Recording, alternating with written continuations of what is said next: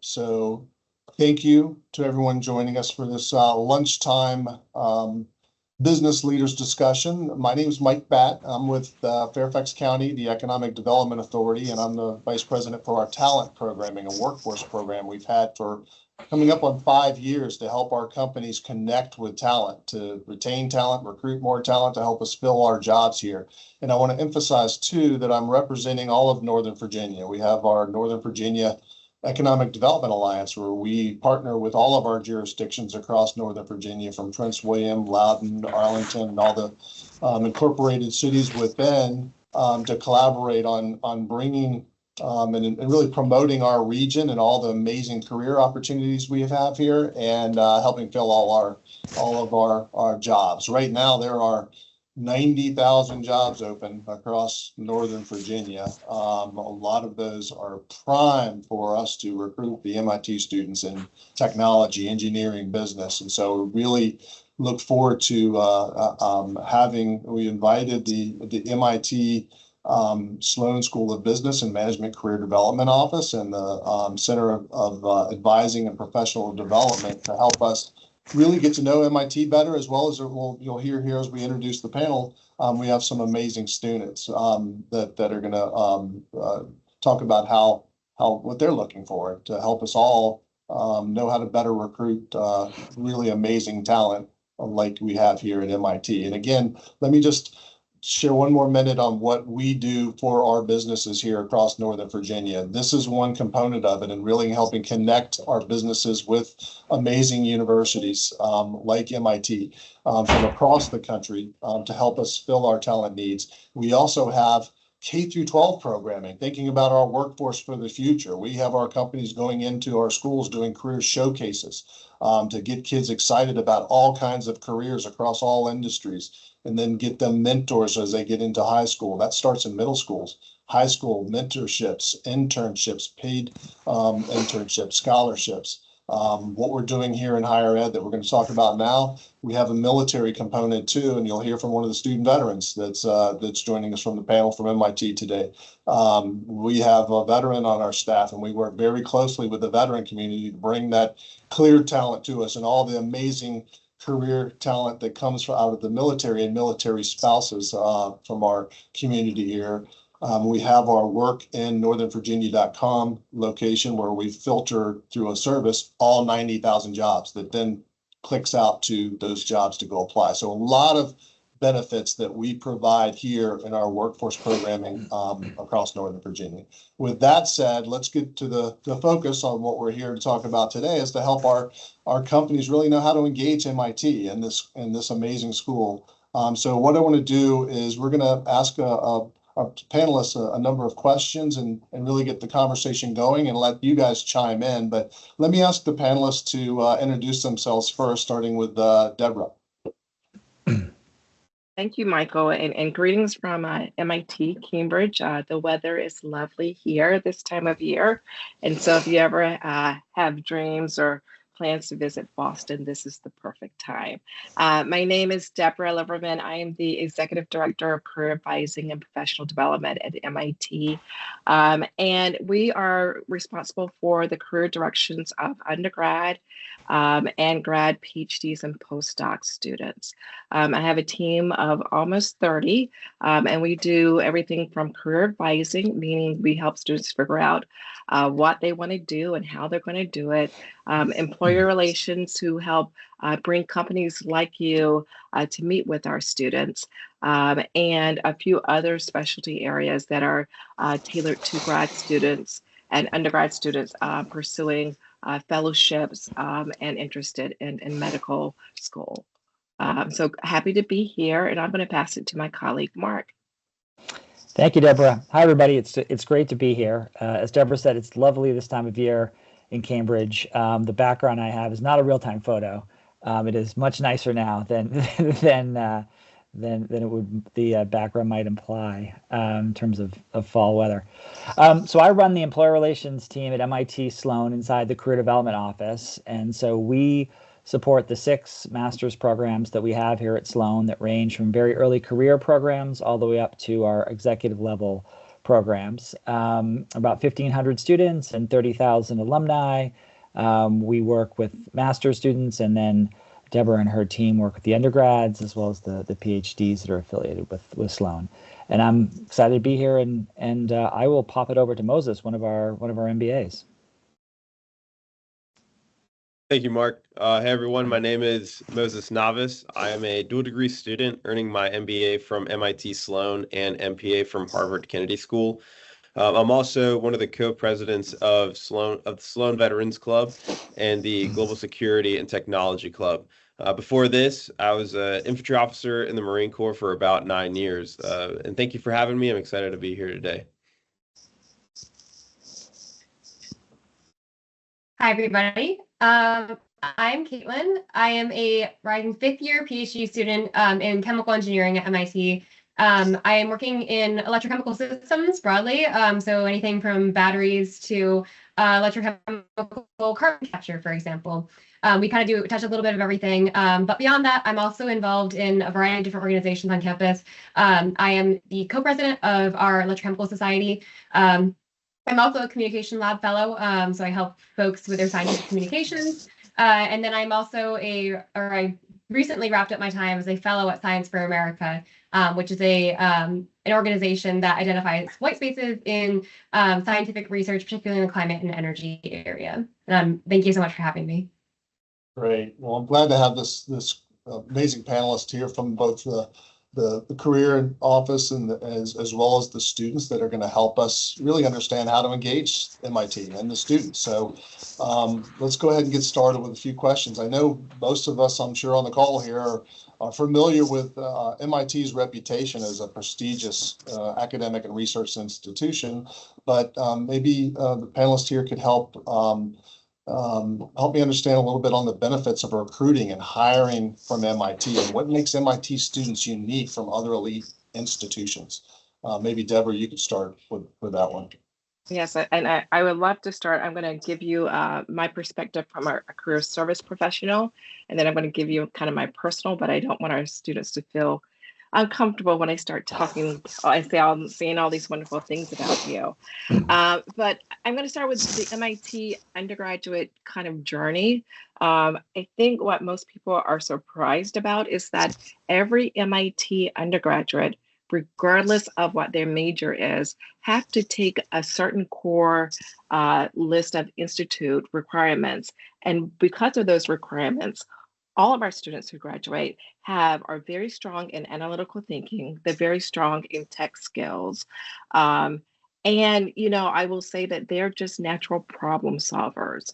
MIT really believes in what I say, making mistakes or learning how to make mistakes and then growing from that. And so our students are very well tested, and they know how to take a problem, tear it apart, put together some solutions, and then keep moving and moving on. The other thing that I would say is special about MIT is that we believe very strongly in the hands-on piece of learning.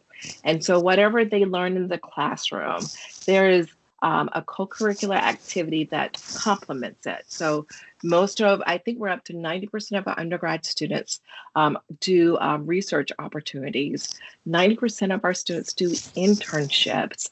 We have students who are engaged in our maker labs. And, if you haven't been to MIT, I invite you to come. You can call on me, and I'll show you some of the work of our students that will surprise you about how talented they are, both in and outside of the classroom.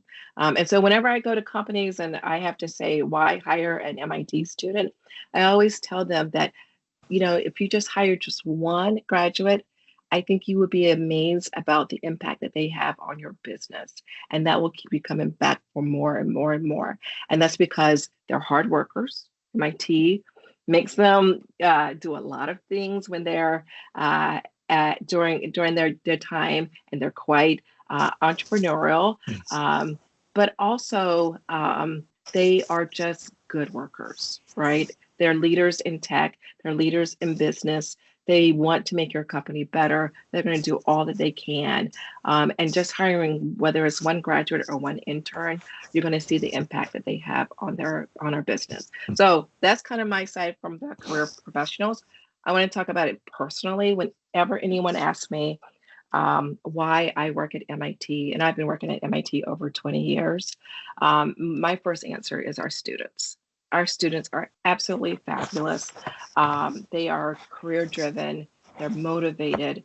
When they come and talk to us in advising, they actually listen to what we have to say, and then they go and do it. And so it's quite rewarding to work with students like that and to help them as they think about what their career paths are, and matching and connecting them with companies like you, where they can make an impact on the world. So, Mark, please add and tell us about Sloan students. Sure. Thank you, Deborah. I couldn't agree more in terms of what we hear from employers. As Sloanies in the marketplace are known to be smart, humble, problem solvers. As Deborah mentioned, MIT really focuses on systems thinking and also a hands-on approach to learning. The motto of the school is mens et manus, so mind and hand. And that is really pervasive throughout the programs and the academic experience here. And I believe it's what helps our students be better prepared to get into the real world. We have a program here at Sloan called Action Learning. We run labs in the spring that are hands-on, and we would be happy to speak with any one of your members about how we could get them involved in these hands-on programs with some of our faculty. But it really is about being strategic, problem solvers, but doing it in a humble way. It's great. And just continuing on the on Sloan and how's the business school preparing the workforce you just talked about, Sure. preparing the students for the workforce, for technical, all these technological advances in AI and finance and the supply chain that we have that our companies are just itching to hire talent for. Sure. Well, Moses is more directly hands-on than me. Maybe he can kick it off.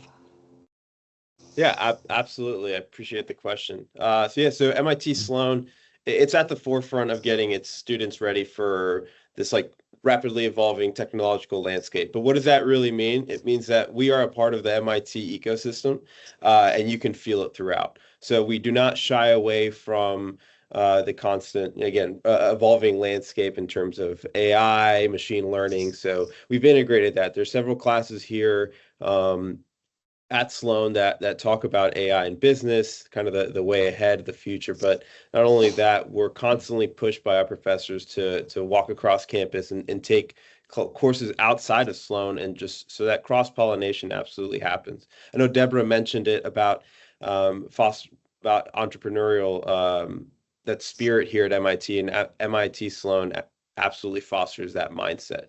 So it's not necessarily always, hey, go do a startup. It's go to this company and then show up there, absorb it, get to know it, but then grow it. Take these tools, that you learn from school and apply it, and constantly evolve it. Don't just kind of be happy with the status quo. As far as experiential learning, it's not just classroom. We actually have a dedicated time in January called IAP, where you'll see Sloan students out working with businesses out in the Boston area, collaborating with industry leaders. So it is something, again, that Sloan is constantly pushing us to do. And lastly, I'd say the clubs in the student life, there's an array of student-led clubs that their whole purpose is finding ways for us to tie in with business leaders and really getting in there. That's great. I completely agree. The Martin Center for Entrepreneurship is kind of the nerve of the hub, rather, of entrepreneurship on campus. But it's not the only place that somebody could start a business. A group of students 2 years ago created another program called Momentum. There's so much demand for the marquee program that the Trust Center runs called Delta V, that they actually created a parallel program called Momentum to help students launch businesses. So that's another, I mean, going back to the earlier question, that's another kind of core thing at MIT is that spirit of entrepreneurship. In terms of AI, it's pervasive in the classroom, as Moses said. Like, we're doing a pilot at Sloan right now with Microsoft Copilot, trying to figure out how we can better use that technology, generative AI technology, to be more efficient and effective. We know that that's what our employers are trying to figure out, so we're learning ourselves to help us be more effective. And the MIT has a lot of centers and initiatives, and it can be kind of confusing. So we're happy to be kind of the conduit for any of you to get where you need to get inside of MIT. As my boss, Susan Bratton, often says, MIT is amazing and a maze all at once. So we can help you sort that out. I think your question, Michael, involved supply chain. We have a supply chain management master's degree program. We can get you set up with those folks if that's of interest to you. We have a great real estate development center at MIT. So you can think of us as sort of your one-stop shop to get you to the right place. That's great. For the company representatives on, and we're going to make sure we open it up here in a couple of minutes for some questions. But one, as you were just talking to it, Moses, too, you're busy out there you're still in the Guards, you're in school, you're at Harvard, you're leading two, or you're co-president of two student clubs with not only the Veterans Club, but let me see, what was the other one? You've got the Sloan Global Security and Technology Club. So these different clubs that you're in, and the ones in Mark, you just talked on being sort of a conduit to it, but Moses, maybe help our company representatives understand, a little bit about these clubs and what you do within them, and maybe how the companies can engage. Like you just said, Mark, too, is like maybe our companies could engage some of these clubs to help with specific projects that our companies have on solving some problems for government contracts they have, or whatever it might be. So maybe touch on that a little. Yeah, absolutely. I'm married with 3 kids too, so my wife says that the main role of co-president is the one at home. So, but I won't speak to the Novice Club. I'll speak to the veterans and the Global Security Technology Club. So first, for the Veterans Club, it's exactly that. It is international veterans. It's United States military personnel just coming together.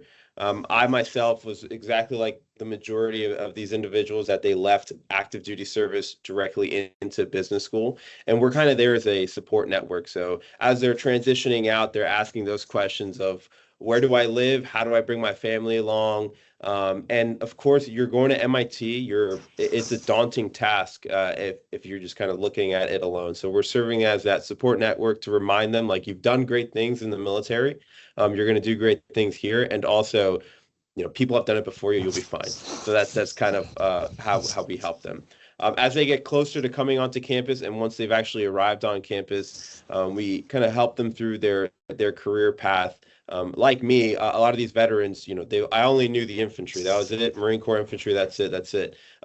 There's a whole world out there, and those in the Veterans Club, we're kind of exposing this, all these opportunities, all these career paths to these veterans, that when they hear business school, they only hear, the standard, like, hey, consulting at these 3 firms. Hey, go do this thing at these primes, or hey, there's like, the what have you. And kind of tying into your question about what these companies can do is really tying in with us, because we have an open invitation for both clubs for companies to come and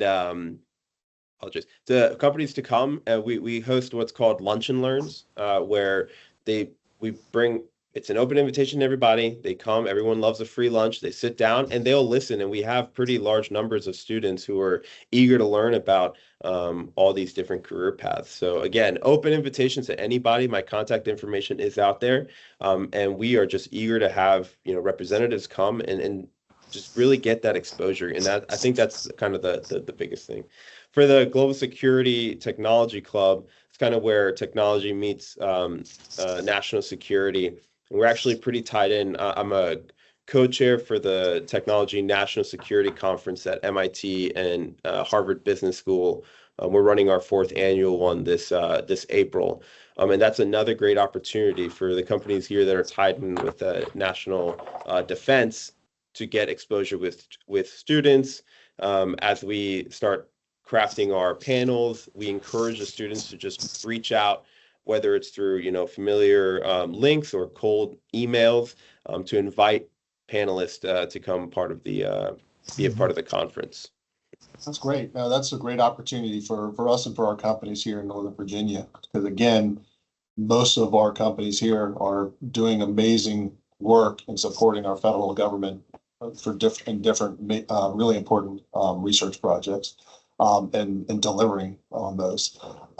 Shifting gears just a little bit, Caitlin, as you noted, you're a PhD candidate in the School of Engineering. So maybe help us understand a little bit about how your experiences at MIT in terms of the classes you've been taking, your research, conferences, clubs, how that's shaping your job search, and how you're thinking about that for our companies. Yeah, absolutely. I'll start with the research side of things because that's really where my everyday lies as a PhD student. I've been fortunate enough where my research is very applied, as I kind of alluded to. It can be very targeted towards certain problems. And so I've been very fortunate where I am diving into very, very important critical problems in our world today, while still being able to dive into the science and like all of the important things that need to go into actually moving these fields along. And I would say that across the board, a lot of my peers also have had similar experiences. Mine may be a bit more applied than some folks, but I think that in general, these research opportunities that we've had, they're definitely targeted at real world problems that we are currently trying to solve and really relate to a lot of the different tasks that different companies are looking at. And so for me, being able to explore a lot of these different areas and up and coming problems that are going to be addressed in the next decade or two, that's really been incredible for me identifying I enjoy doing this kind of work, or I also there's other aspects of my work that I can apply to new areas that I may not even know exist today. And so kind of while that's a perspective from a grad student doing research, we have a ton of undergrads who are also doing research with us. And so as a PhD student, I have mentored 3 undergraduates over my tenure here. And that's been rewarding for me for learning how to manage these students. But also it's rewarding for them to be able to kind of interact with somebody who is in the moment doing a PhD program, but also getting time in the lab just to trial and error and get that experience in before they do go to the workforce. It kind of gives them a little playground to be able to explore all these different techniques that they may need to use in the future and understand if that's the direction that they want to head. If they find that they do enjoy lab work, then that helps them identify their direction that they want to go in their career. As far as other opportunities outside of research, some of my classwork, as a PhD student, we also have core classes that we need to take. But then beyond that, there's a whole realm of classes that we can take to satisfy, in my case, a minor. And so our minor doesn't need to be technical whatsoever. It can be if you want to. I know people who have taken a Spanish minor. For me, my minor is energy economics. And so I've been taking a lot of classes in Sloan just to kind of give myself a lot of background. And I think a lot of students do take advantage of that.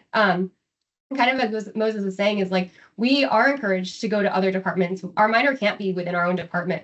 And so we're getting this interdisciplinary experience kind of across the board.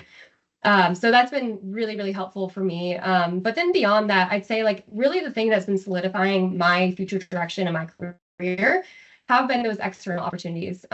So just having FaceTime with people who have different exposures to different career paths, that's been incredible for me. Just constantly MIT bringing in new folks who have these unique career paths of I first was a PhD student in chemical engineering, and then I was an astronaut, and now I'm back in being a professor somewhere. And it's just seeing these wild career paths has really enlightened me to what could be an opportunity for me, and recognizing that even though I currently think, oh, my career path is going to look like this, I'm recognizing that there's opportunities elsewhere. And I think a lot of other students are also seeing that, where they're not so set on this needs to be my career path, whereas we're recognizing that there's opportunities across the board. Right. Great. That's really amazing. So, our companies, for them to remain competitive, in the market that's, successfully navigate all the technological market changes, companies need to bring the brightest talent. And talent's critical for them to remain competitive. So maybe Caitlin just add on, and Moses as well. It's like, how do our companies find you guys? How do they find, and recruit and attract talent like yourselves? Maybe Caitlin, if you could share how come.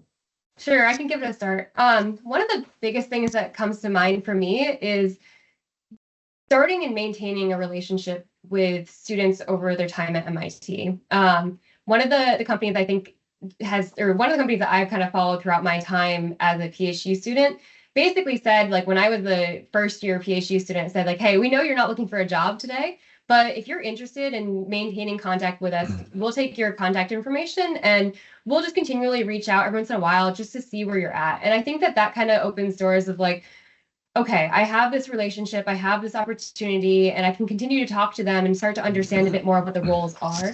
And so I think it's kind of the companies that do create those networks are sometimes the ones that students are constantly recognizing as possible opportunities of saying, like, okay, I've maintained this relationship and I understand the different roles that might pop up.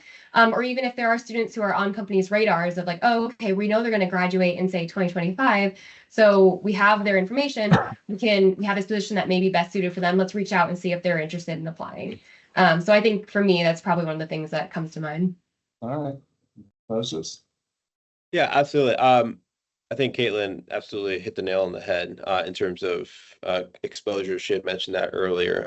But also in connection, what I would not recommend is to simply just send any random person as like, and like, hey, this is a random job. I need you to fly up to Boston and talk to these students, and that's it. What we want is continuity. I can tell you of a handful of people that have been around the MIT ecosystem for several years. Sometimes they were students themselves. Other times they were friends of somebody who had gone there many years past. And they're just constant every year. As we do like a leadership turnover, we pass that connection on. And it's like, oh yeah, Mark. Yeah, Mark. Oh, Mark's been helpful for the last 3 years. Fantastic guy. Go talk to him. And that's something that if you really want to go up to the top of like, exposure for these students, start sending someone that you would feel comfortable establishing this good relationship with the student leadership, and will stay there, for however long they're with the company as just a point of contact. And it could just be like a quick 30-minute call that you do once a year, twice a year. And that's enough to get the students to be on the student's mind. Because like, well, I know I have a connection in that company. Let me go reach out to them. Or yeah. I think to kind of add on to that, sorry, one last thing is I think also making sure that it's the right person who's being sent to. I've had a lot of companies that I've interacted with where it's just been maybe like somebody in HR, which is it's great for getting resumes in, but for a student to really learn about the position, if like they're hiring for an engineering position, sending an engineer who has that experience is really valuable for the students to be able to understand what working at that company may look like. Sure. Good points. Deborah and Mark, anything to add on? Well, I think our students did a wonderful job in telling you what they want. I'm just going to add a few more things, which is internships. Internships are very, very, very important, especially during the first year and the second year. By the time our students are juniors, they are very decided about what direction that they want. And so if you are an organization that might be a little bit different than what they're anticipating, like they're less likely to take that chance. So that first year and second year internship, also we have opportunities where students can do what we call micro internships during January. That is a great opportunity to try a student and to get them. But also, as you're thinking about the opportunities, one of the things that we haven't talked about yet is the diversity of MIT's population. We have wonderful diversity stats if you go online, but our ratio for undergrad is almost 50% gender balance, right?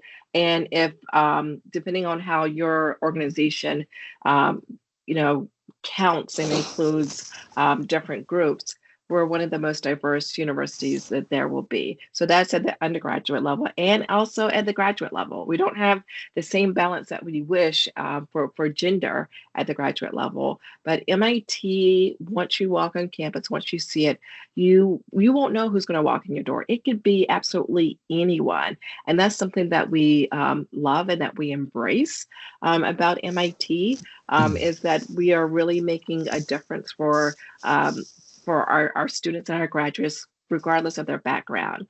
We also have a large percentage who come from either first generation or low income backgrounds. And so even for that internship, things such as helping with housing is important, right?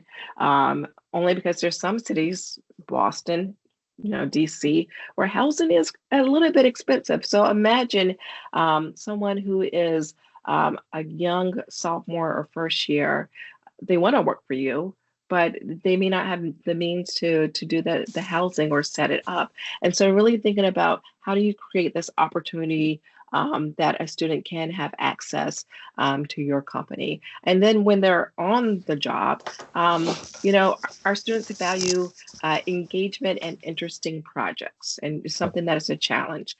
They don't want to go and shuffle paperwork, right?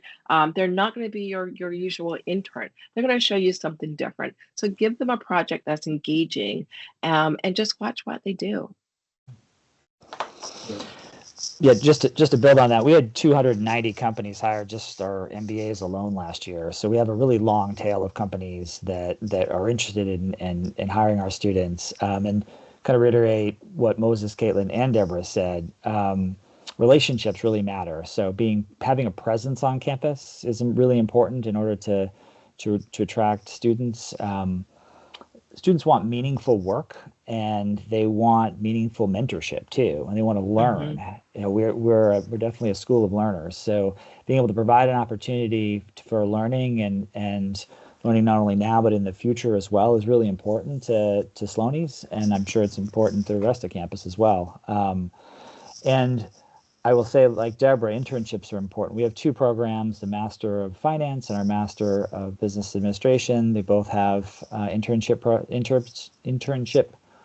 programs halfway through, and those are great ways to attract talent. We have a Master Business Analytics program, which is like a data science program that has a capstone. So companies often get involved in the capstone component of that. So there's lots of ways to get involved during the actual school semester, in addition to internships that will help you attract talent. That's great recommendations and feedback for us. For the businesses, again, we're going to open up here in a second, so think of questions you might want to ask, and then we're going to provide a slide here at the end with their contact information. But you've touched on a lot of how the companies can engage throughout the journey, and start early is really the theme. It's like, don't just come in at the last minute and send recruiters up here. It's really engage us throughout the process. But, maybe for Caitlin and Moses, when you get to that point where, and this is sort of a theme for all the students, when you're applying for the role and you're starting to interview, can you share a little bit to help the companies with tips on, how to attract you? You've touched on it, Mark, meaningful work, those type things. But anything, Caitlin, Moses, you want to add on, when you start that process to interview, maybe you're going to apply for an interview or apply for a company that you haven't been engaged with through your journey. What do you look for in a company to recruit you? I think Mark, if Caitlin, if you don't mind, I'll hop on this one super quick. I think the Mark hit it on, mission-driven work. I mean, the thing that I really liked about MIT Sloan is that, unlike, and I'm not ragging on any other schools, but unlike the questions of how are you going to change the world, they ask questions of what have you done? And to me, that kind of like sets it apart. So like already the tone is different. So these are students that, they're mission driven, they're purpose oriented. That's exactly what they're seeking. They're seeking for a challenge. And that's something that, understanding, what your company is or what the mission of the company, that might not be something that you're going to just change on a whim because of an MIT MBA student. So that's, but that is something that we are looking for. So something more tactically that the companies could do is just get on campus as soon as possible. I can't tell you the number of companies that have reached out as I took leadership positions in the student groups that reached out in like May when we were about to finish school. They're like, we have great internship opportunities, and it's like, where were you when we were applying back in December? Like, Right. I would have gone here, but so that's something that the companies can absolutely do. Just get in as early as possible. And I understand that, budgetary reasons, the structure of the company might limit that, but that is absolutely something tactically that the companies could do. Again, open invitation for myself. It's not just me. There's several other co-presidents that are just eager to get you in front of these students.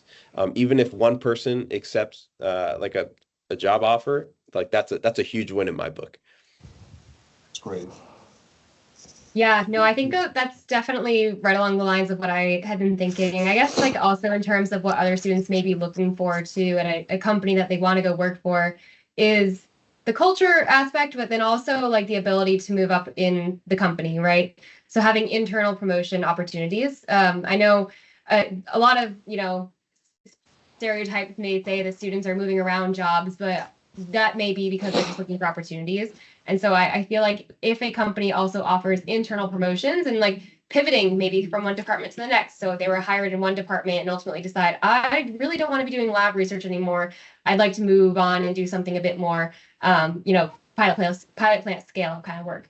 Having that opportunity for pivoting and professional and personal development, continuing along their career and continuing to develop in those aspects. I guess as far as culture, also like making sure that promoting, a different opportunities and different activities that the companies host.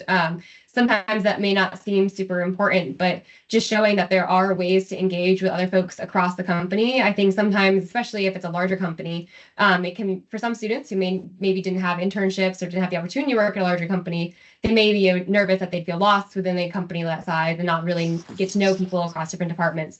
So just emphasizing a lot of the different things that may make you unique and shine out from maybe the traditional company that students may be interviewing for.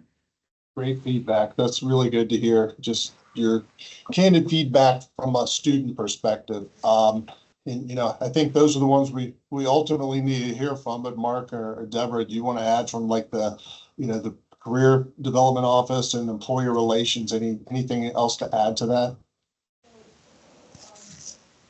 I think our students said it all.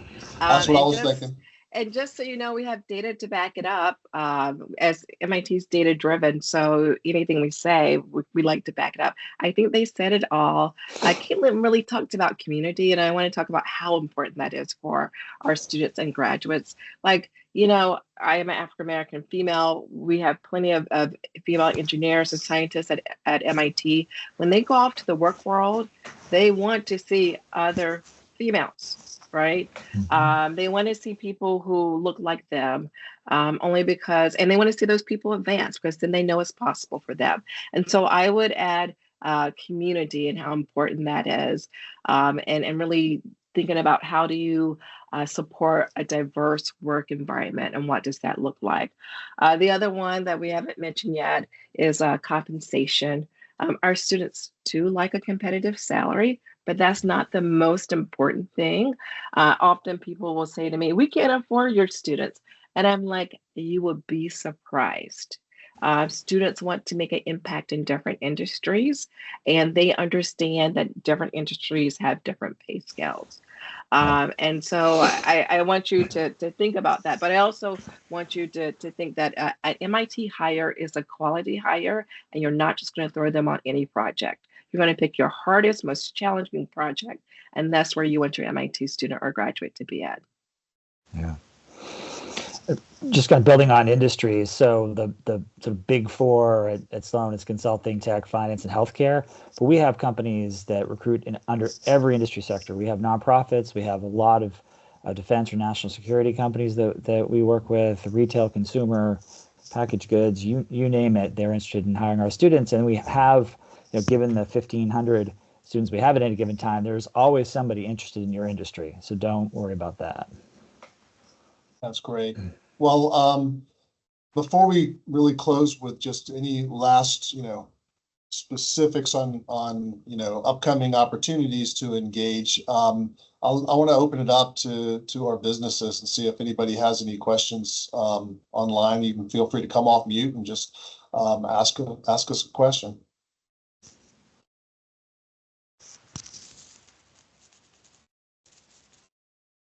Don't be shy. I don't see any chats. I mean, you guys have given us some really good guidance, and I think it's really going to be helpful for our companies. But anybody have any additional questions to ask? If not, maybe Stephanie, why don't you go ahead and put everyone's the contact slide up and maybe see, I don't know, Mark or Deborah, if you want to maybe just close out with any specifics on any upcoming events or anything specifically where it makes sense with surveys or anything to really get engaged. Yeah, I will start. I think Caitlin talked about, and Moses talked about making connections with students. But to do that, you have to come to MIT. And so we do have a fall career fair coming up on September the 20th. And I always encourage, especially employers who are not familiar with our students, to come to that, because you're going to get all different types of students from all different disciplines who are at every level, as well as postdocs and some recent alums. And you'll get to see kind of just what MIT is about and all the different flavors of MIT. And that is a great place just to start, so that you can be like, okay, now that I have an understanding of kind of the landscape and I can see the students, now, I can see like where they might be a fit at my organization. And so, then I would say either connect with our employee relations team at Career Advising and Professional Development, or at Sloan's employee relations team, which Mark leads. So I would say just give it a try. Yeah, absolutely. We have a couple of events I just wanted to quickly highlight. So we have our Master of Finance Networking Night on the 17th of September. And then on October 7th, we have our MBA Networking Night, which is a great opportunity to get in front of those two cohorts.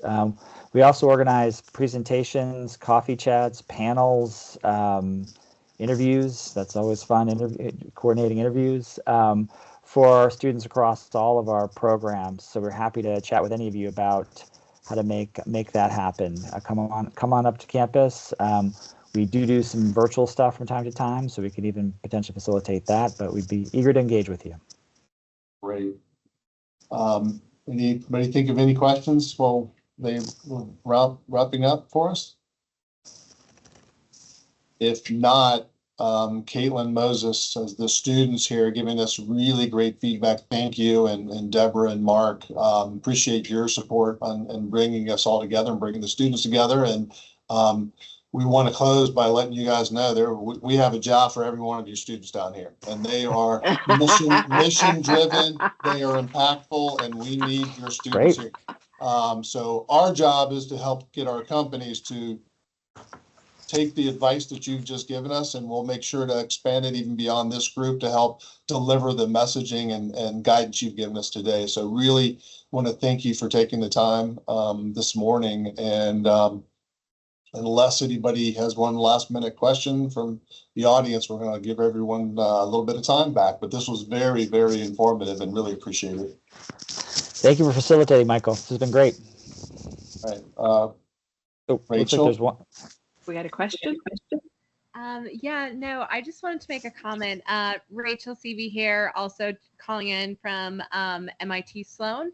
I just wanted to kind of note, in case any of the employers were interested, there is an opportunity. We also can share out resume books, and particularly with Sloan, with the Global Security Technology Club and Veterans Club, there is an opportunity to receive a copy of the resume books of the students in those clubs. So if anyone is interested, I would say kind of reach out and let Stephanie know, and we can share those out in case you want to see the resumes of the clubs that Moses is leading. So that's great point. Thank you, Rachel. Awesome.